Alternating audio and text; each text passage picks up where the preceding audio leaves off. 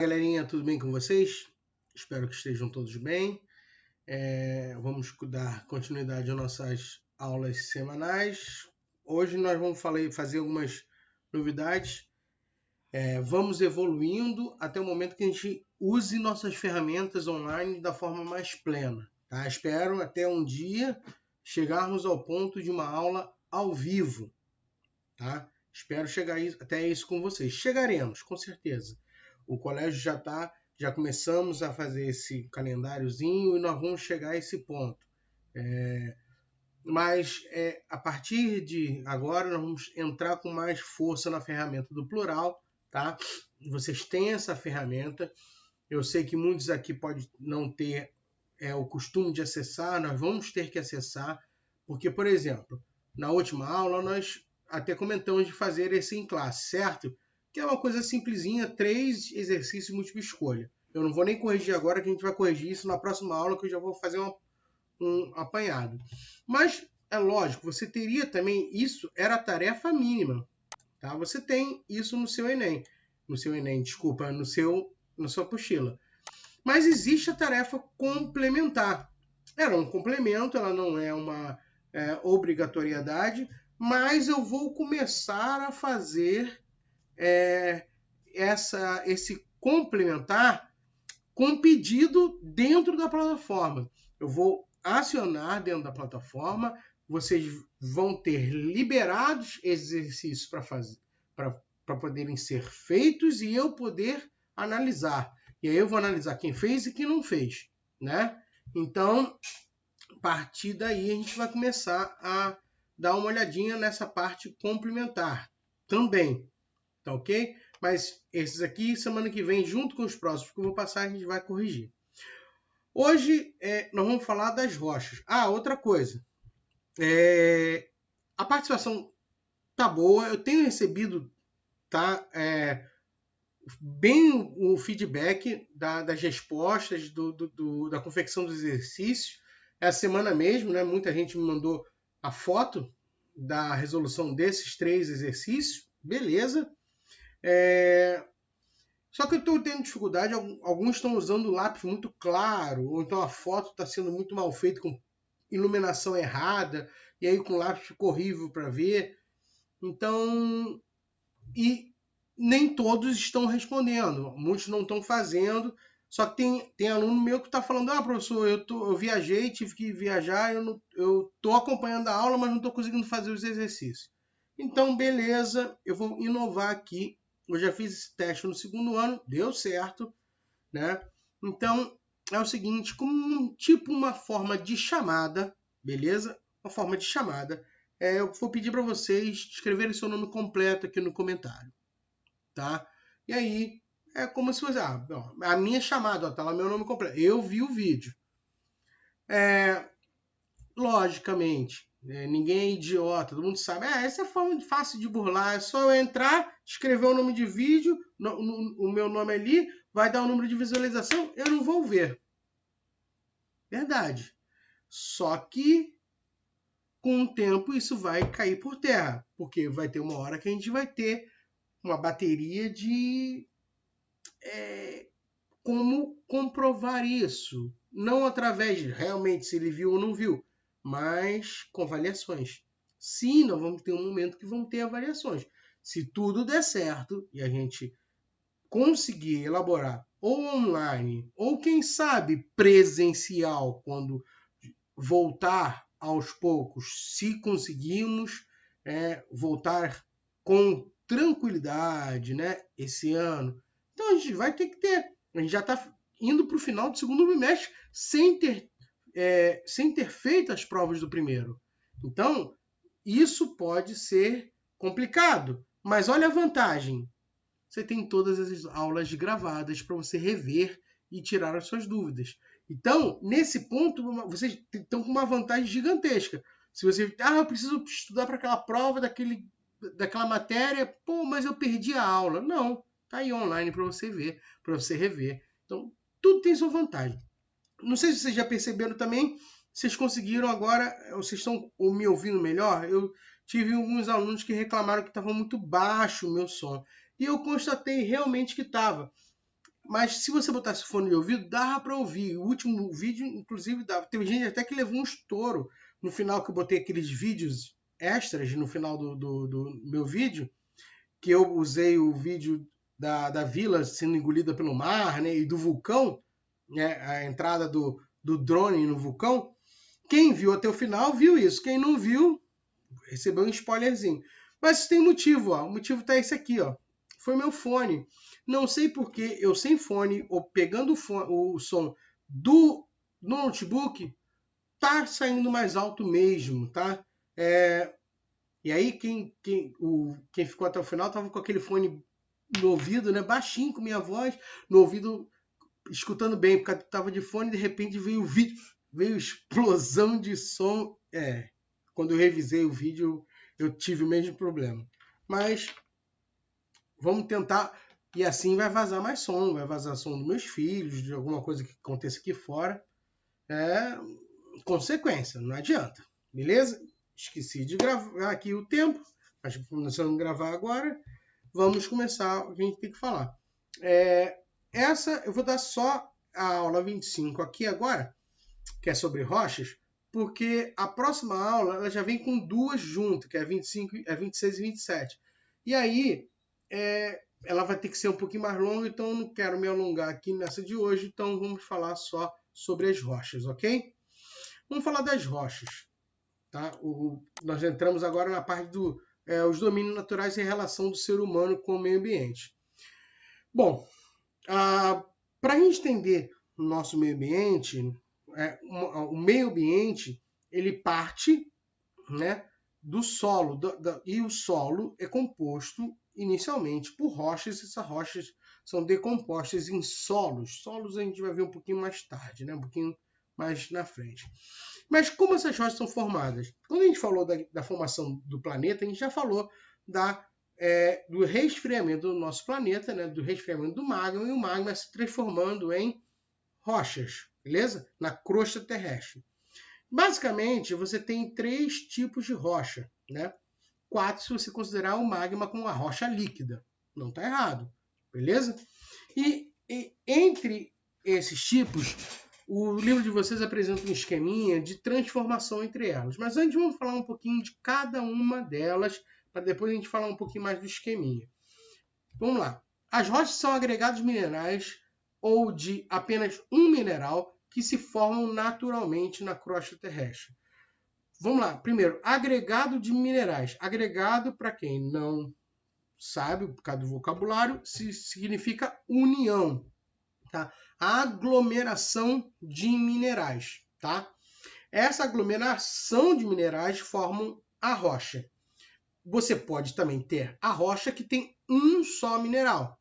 Beleza? Então você tem a rocha, uma aglomeração, né? Para não falar a mesma palavra, uma aglomeração de minerais, ou um só mineral. Fisicamente, você encosta, é uma rocha aquilo ali, tá? Minério de ferro, bauxita, você tem um pedaço dela, é uma rocha, mesmo que seja um só, tá? Não tem problema. Mas geralmente esses que eu falei aqui está incluído em rochas que são aglomerados, agregados de outros minerais junto, formando uma rocha maior, beleza? Uma rocha, portanto, não é homogênea, tá? E conforme sua origem, pode ser classificada ígnea, sedimentar ou metamórfica. Ela não é homogênea em forma, em cor, né? Ela tem variação de cor, a não ser que seja feita por mesmo mineral. E mesmo assim, sua forma geralmente não é tão homogênea assim. Ela é homogênea, mas em relação à cor, não em sua formação, em sua forma ou na sua granulação, né? Também na sua porosidade, tá? Então, a forma de não ser homogênea, a rocha pode ter vários aspectos. Pode ser o aspecto físico, tátil, poroso, né? Ou visual, em relação às suas cores, ok? E você tem esses 3 tipos de rochas, basicamente. Ígnea, sedimentar e metamórfica. Vamos começar pela ígnea. Ígnea, a palavra ígnea, ela vem de fogo, lá do grego, de ignos, né? Então, é como se fosse a pedra de fogo. Por quê? A rocha ígnea, deixa eu tentar até aumentar um pouquinho mais aqui. A rocha ígnea é a rocha formada da solidificação do magma, ok? Quando o magma ele se solidifica, ele forma uma rocha ígnea, tá? Toda rocha ígnea é igual? Não. Por quê? Vai variar de milhões de coisas. Vai variar pela sua formação química, né? O composto químico que está sendo solidificado, se ela tem presença de mais alguns minerais do que outros, tá? Você vai ter diferença e vai formar uma rocha diferente. A forma que ela se solidificou, se ela demorou mais, se ela foi mais rápida, né? A velocidade da sua solidificação também vai dar uma rocha diferente, ok? Tudo isso vai variar. Tanto é que as rochas ígneas, ela é subdividida em duas partes, tá vendo? Elas são classificadas como plutônicas ou intrusivas, ou seja, intrusivas aqui, ó, feita no interior da Terra. Interior. Quando a rocha ela se solidifica no interior da crosta, ela é chamada de intrusiva ou plutônica.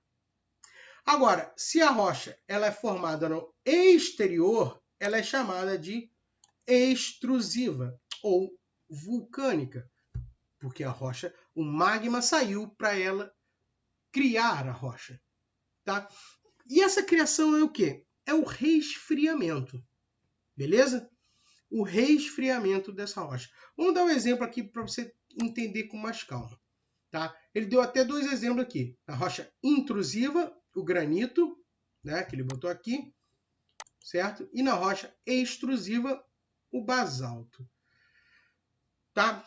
Vamos entender a diferença. Para entender essa diferença, eu costumo dar um exemplo muito interessante, que eu com uma receitazinha de um docinho. Gordo é um problema que sempre lembra de doce. Então, anota a receita. Você já tentou alguma vez fazer sacolé? Sacolé, sacolé, sacolé. Sacolé, né? Sacolé. Aqui no Rio a gente chama de sacolé, né? Em São Paulo é chup-chup. A gente tem uma coisa estranha de às vezes ouve o nome do mesmo produto de uma outra localidade do Brasil. A gente, né? Eu não me estranho, mas questões culturais. É como eles chamam lá. Aqui a gente chama de sacolé. É aquele, né, geladinho também. No Nordeste também é chamado de geladinho, né? É um saquinho que você coloca um líquido dentro, congela no congelador e fica lá. Rompe a pontinha e vai derretendo. Você vai sugando aquilo que vai derretendo aos poucos e você vai sugando. É muito gostosinho. Bom. Pois bem, vamos a uma receita rápida de sacolé, beleza? O que isso tem a ver com a nossa matéria? Você vai entender. Você pega uma latinha de leite condensado, morango, bastante morango, bem lavadinho, tira a folhinha, lava bem. Se quiser picar, pica. Se quiser botar inteiro, não faz diferença, você vai ter que bater mais tempo, né? E gelo só para já sair um pouquinho mais geladinho. Só isso. Bateu, bate bastante, até ficar bem cremoso, bem rosinha. Beleza? Mas ficou bem cremoso e bem rosa. Aí você pega aquilo batido, pega os sacos plásticos e bota dentro, roda, amarra a pontinha. Faz isso, aí você vai, dependendo da quantidade de morango que você botou, quantidade de leite condensado, vai dar mais ou menos. Vamos lá, vamos dizer que deu 20 saquinhos. Beleza? Uma estimativa.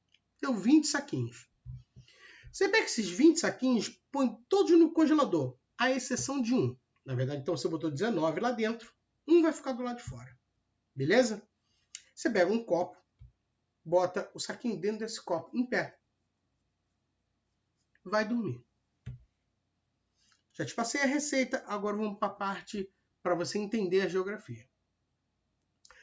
Aqueles que estiveram lá dentro do congelador, quando você pegou no dia seguinte, você vai ver que ele está durinho, todo solidificado, certo? E todo rosa. Tudo bem? Nenhuma dúvida disso, né? E o que você deixou do lado de fora? O que você deixou do lado de fora, no dia seguinte, quando você acordou e foi lá pegar, que estava no saquinho, você vai ver claramente uma questão.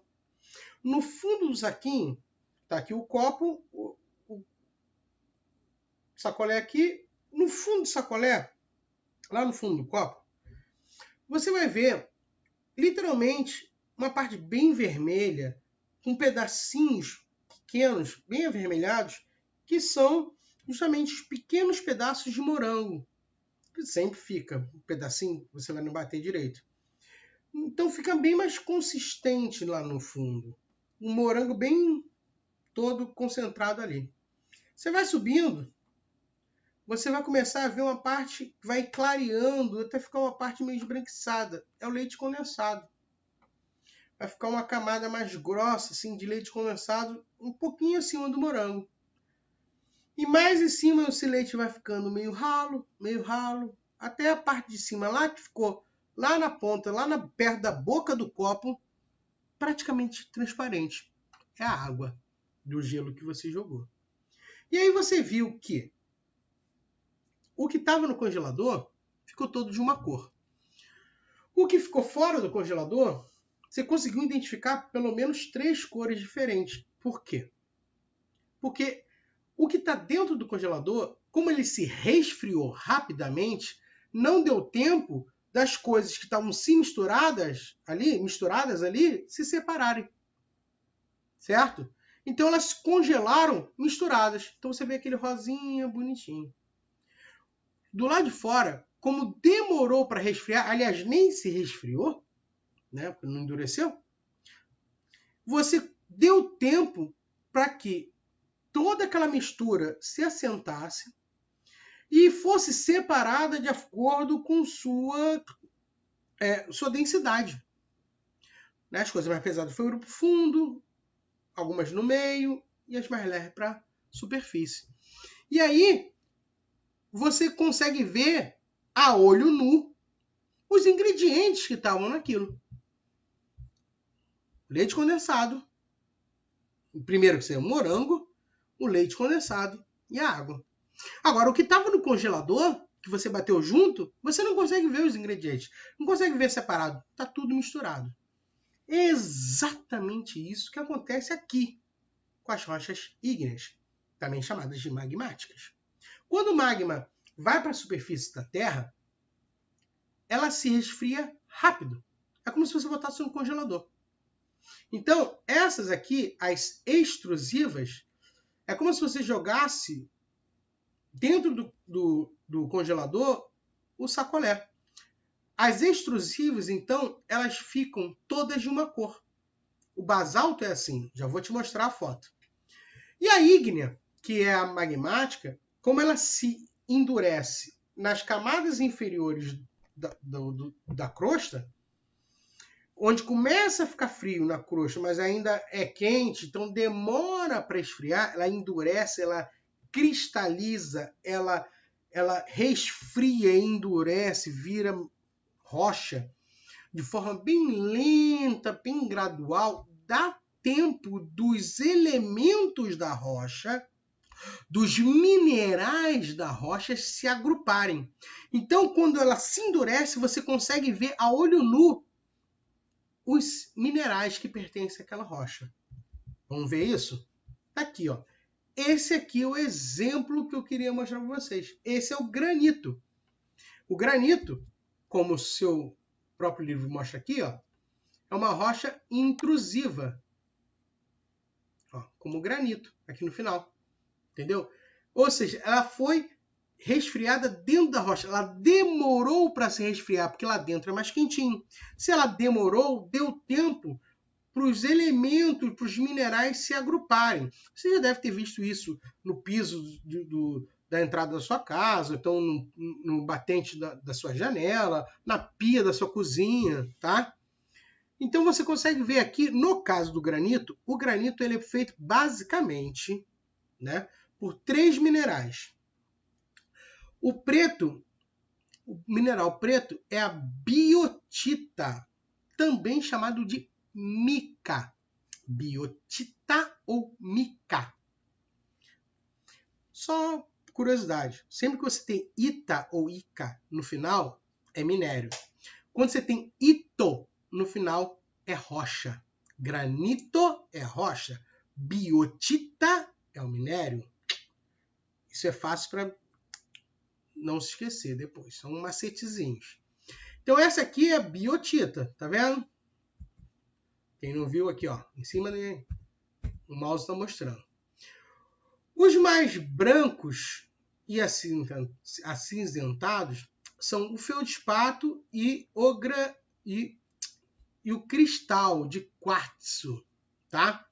E aí, quando às vezes mais branco assim é o feldspato e o mais que fica transparente, assim, às vezes deixa passar a luz, é o cristal de quartzo, tá? Às vezes o cristal pode ser mais embranquecido, tem variação, mas basicamente o feldspato é esse aqui mais branquinho e o mais cinza é o quartzo, ok? Então você tem os três, você consegue ver os três elementos aqui. Olha esses aqui. Mesmo que sejam misturados, você consegue ver os três. Ah, professor, mas lá em casa meu mármore é esse daqui. Meu mármore não, minha pia é esse granito aqui, ó. Mas avermelhado, que chama um granito vermelho. Não tem problema. Isso aqui quer dizer que o feldspato ele apresenta uma quantidade de ferro. Então ele fica mais avermelhado aqui, ó. Tá? Muitas vezes pode ser também por causa do granito, o cristal, né? O quartzo, ele pode ser do quartzo rosa, né? Um quartzo mais um pouco mais rubro. Então, ó, tá vendo? Aí já fica um pouquinho mais diferente. Tá? Você vai ter algumas variações, tá? Tem algumas variações, como desse de granito aqui, porque de uma forma ou de outra é por causa da sua composição, depende dos minérios que estão ali. Os três básicos, como eu falei, biotita, mica, que é a biotita, né? Mica, quartzo e feldspato, ok? Beleza. E quando não é assim? Quando ele resfria, quando sai do vulcão, ou extrusiva, como está dizendo aqui, ó. A extrusiva são as vulcânicas, quando saem do vulcão, formam, por exemplo, é o mesmo magma, tá? Forma o basalto. O mesmo magma. Se ele resfria dentro, forma o granito. Se ele resfria fora, forma o basalto. Aqui a diferença. Isso aqui, gente, é o mesmo magma. Esse é o granito, tá? Ah, professor, é a pedra lá que a gente tem para construção, do paralelepípedo, a pedra que faz a laje? É essa pedra mesmo, tá? Só que a gente não chama de pedra, a gente chama de rocha. É só um nome científico para uma coisa que popularmente chama de pedra. Não vou dar errado para ninguém se alguém chamar de pedra, tá? Mas não gostam. Os geólogos, que é quem estuda mais as rochas, né? Os geólogos não gostam. Mas abafa. Eu sou geógrafo, não sou geólogo. Eu aceito. Sei que tá errado, mas aceito. É compreensível. E aqui é o basalto. Tá vendo? Mas, professor, não dá para ver aqui a diferença. Realmente não dá. Não dá por causa que esse resfriou muito rápido. Esse demorou um pouquinho mais para resfriar. Então deu para diferenciar. Às vezes, como esse basalto aqui, você teve um pouquinho dessa diferença, mas ainda não dá, entendeu? Olha só a diferença do granito para o basalto. Realmente não dá para identificar a diferença. Por isso, essa aqui ela é extrusiva, ela foi resfriada do lado de fora do planeta, né? Do lado de fora da crosta terrestre, e essa do lado interior da crosta terrestre. Deu tempo para os minérios se agruparem, né? Como no caso do sacolé que ficou do lado de fora, que não se resfriou, não solidificou, tá? essa é a diferença, que seria o sacolé no congelador e esse sacolé do lado de fora do congelador. Eu acho que essa forma, a brincadeira do sacolé é a forma mais fácil de você entender essa diferença, de como cria essa diferença. Beleza? Pois bem, essas são as rochas ígneas, formadas por causa da solidificação do magma. Existem as rochas sedimentares. Semana passada a gente chegou até a falar um pouquinho disso, né?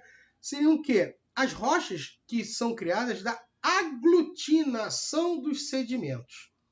Lembra da semana passada? Bateu sol, ventou, choveu, sedimento escorreu, acumulou?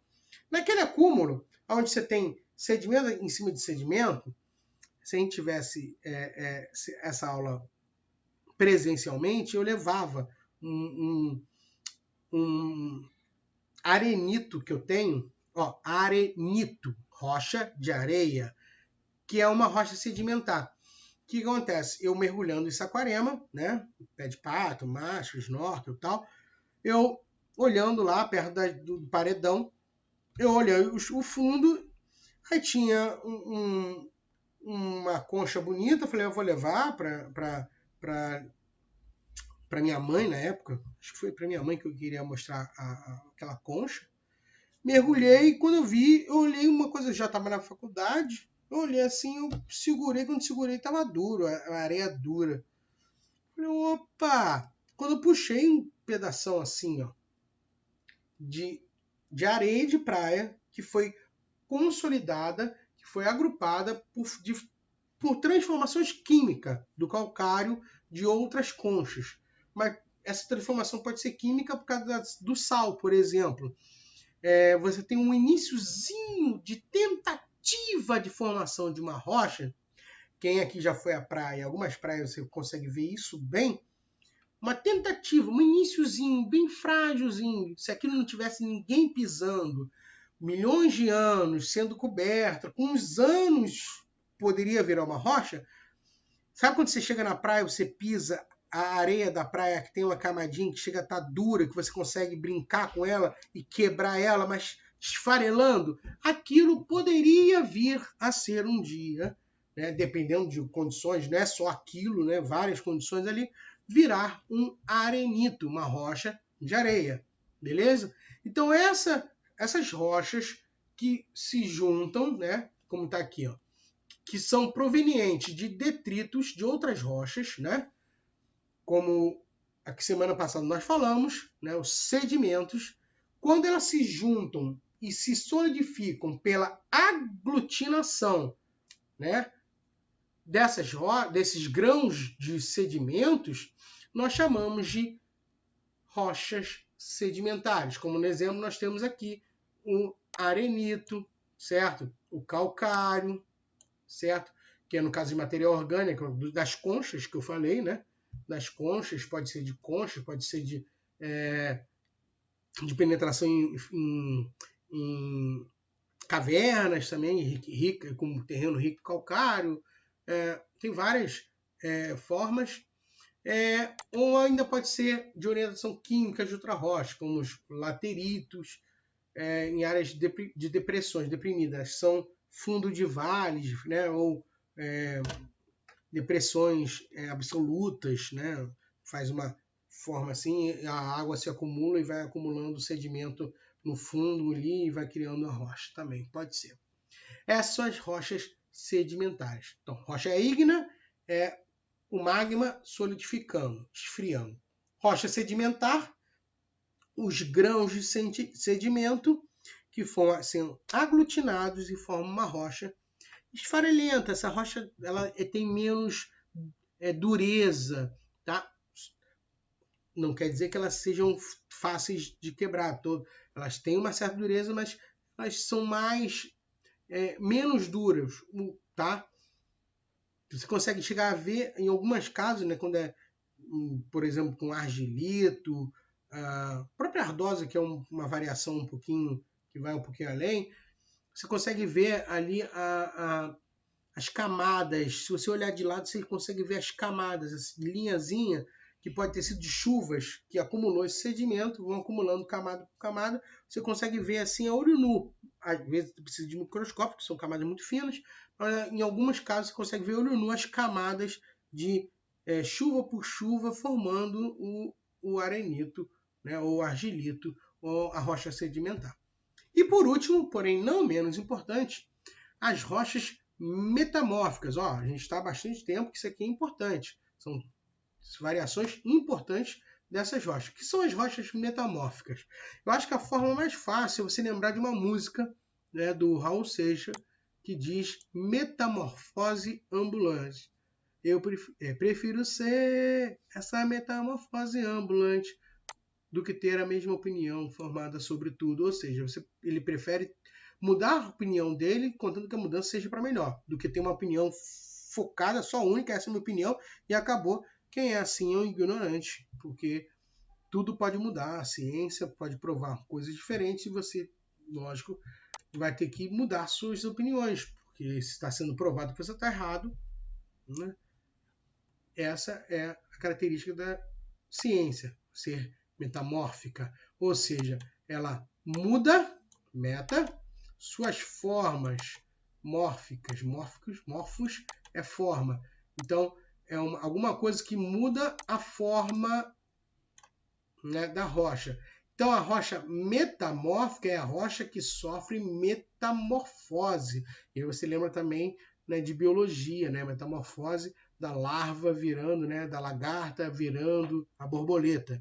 Então ela muda a sua forma. Por isso se chama metamorfose. Aqui é a mesma coisa.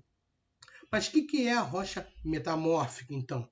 A rocha metamórfica é aquela rocha que ela muda o seu estado por algum motivo, né? E em que sentido? Ela muda através de...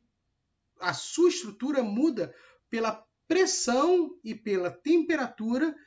Essa rocha é modificada. Ela pode tanto ser de origem ígnea ou de origem sedimentar, tá? Ou seja, você tem uma rocha sedimentar ali e durante anos, milhões e milhões de anos, o peso das camadas de terra em cima dela e a temperatura, de repente, lá de dentro da crosta, empurrando, pressionando e modificando aquela rocha, fez com que aquela rocha mudasse sua estrutura e se transformando em outra rocha. E essa rocha nós chamamos de rocha metamórfica. Ele dá exemplo aqui, ó, o exemplo do mármore, tá? Que o mármore é uma mudança, tá, da rocha calcária. Beleza? Então, de uma você transforma em outra. Mármore também é uma coisa que você já deve ter visto, né? Várias vezes também, muito antigamente se usava muito mais mármore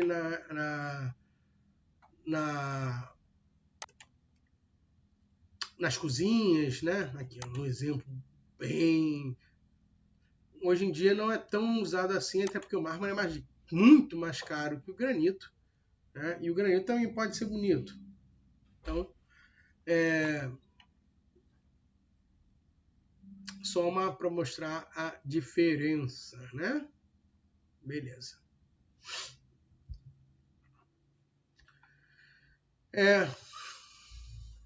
Aí, por isso que ele mostra aqui, mas vamos lá. O processo de formação e de transformação das rochas ocorre de modo muito lento, ao longo de milhões de anos. Durante esse tempo, as rochas existentes na superfície se transformam em virtude do fenômeno físicos e químicos, que alteram a estrutura física e sua composição mineralógica, num processo denominado ciclo das rochas.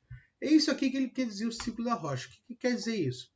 Do magma, a seta está mostrando que o magma ela só pode se transformar em...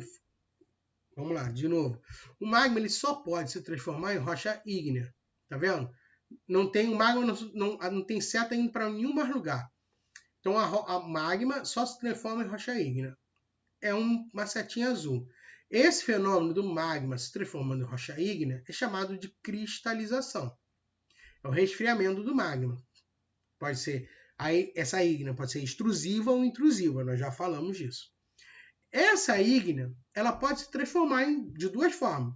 Ela pode ser desgastada com o tempo, virar grãos, e esses seus grãos virarem uma outra rocha de novo, isso é virando a rocha sedimentar, tá vendo? Isso é sedimentação, beleza? Aliás, não tem aqui, aqui que fala um pouquinho. Beleza?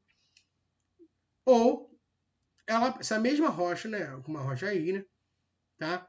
Ela pode ser transformada por metamorfose, como o gneiss, que vem do granito. Tá? O gneiss, deixa eu ver se eu mostro a diferença aqui para você. Granito e gneiss.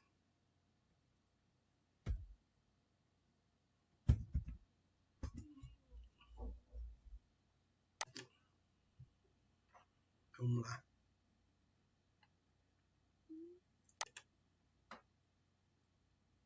Aqui. Esse é o gneiss. Tá vendo? Vê que ela lembra um pouco o granito, só que olha a diferença. Por causa da pressão, ele foi achatado. A pressão, você cria até algumas linhas. Lógico, nem todos os gneiss têm linhas. Por exemplo, aqui, esse aqui já tem mais uma origem muito mais parecida com o granito, mas ele tem diferenças, né? Pequenas diferenças de composição, de estrutura. Aqui, esse aqui você vê bem, né? O processo, né? A linha, por causa da pressão ao longo dos anos que o granito recebe, para transformar em gneiss. Tá vendo? Você vê aqui a diferença, de novo. Tá? Aqui você vê mais em grânulos, né? E o gneiss você vê mais, né? Um pouco mais achatado.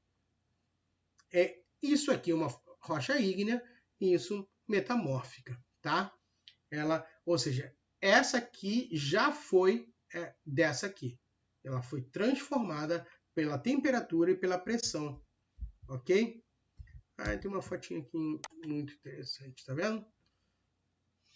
Quando você tem mais grânulos, o gneiss se apresenta com mais grânulos. Quando você tem menos, mais linhas, diferenças de estrutura, ok?